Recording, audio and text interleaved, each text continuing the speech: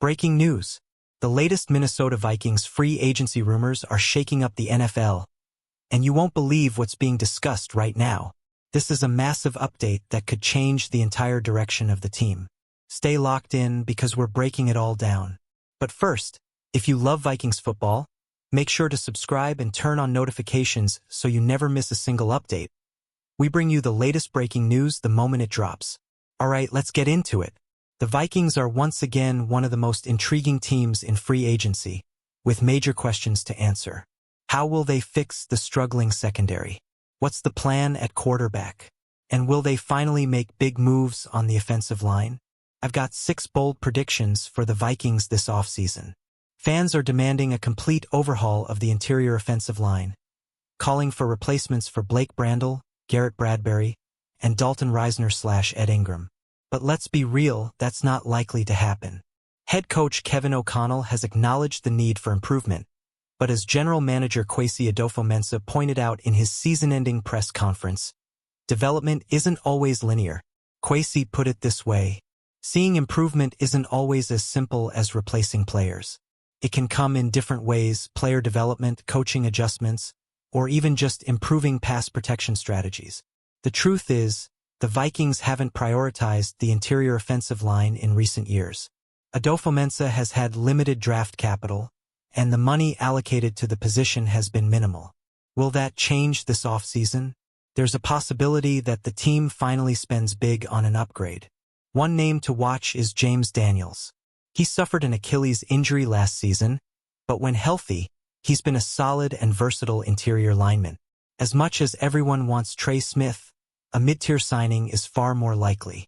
But let's shift to an even bigger issue: the secondary. The Vikings desperately need to improve at cornerback, and they'll likely target someone in the draft. But fixing this unit is going to require more than just rookies. One intriguing option is Charvarius Ward, who is set to leave the San Francisco 49ers. He had a tough 2024 season due to personal tragedy and injuries, but in 2023, he was PFF's #1 cornerback in WAR. He thrives in man coverage, which is exactly what defensive coordinator Brian Flores loves. Jevon Holland is another potential addition. He's a versatile safety with the ability to do a little bit of everything, perfect for a Flores-led defense. And then there's Eric Stokes, a reclamation project from Green Bay. Injuries have derailed his career, but if the Vikings bring him in on a cheap deal, he could be a low-risk, high-reward move as a CB45. Now, let's talk about the big money decision. Should the Vikings place the franchise tag on cornerback Byron Murphy? The projected franchise tag cost is $20.3 million. It's a steep price, but considering that the top cornerbacks are now earning $24 million per season, it might actually be worth it. Murphy has thrived in Flores' system, and keeping him could be crucial for the Vikings' defensive identity. Another contract decision? Cameron Bynum. The Vikings want to keep him, but the estimated price tag is $13 to $15 million per year. That's a lot for a player who, while solid, isn't an elite athlete. It's a tricky decision that will have major implications for the secondary's future. Now, let's get to the biggest question of the offseason. What will the Vikings do at quarterback? Sam Darnold's future is still completely up in the air. Will the team bring him back, or will they let him walk? Reports are conflicting, but one thing is clear: Darnold is getting paid. If he returns, he could be looking at a contract similar to Daniel Jones, $40 million per season. That would make him the 16th highest paid quarterback in the NFL, which seems about right for where he stands. There's another wild theory that I've been exploring.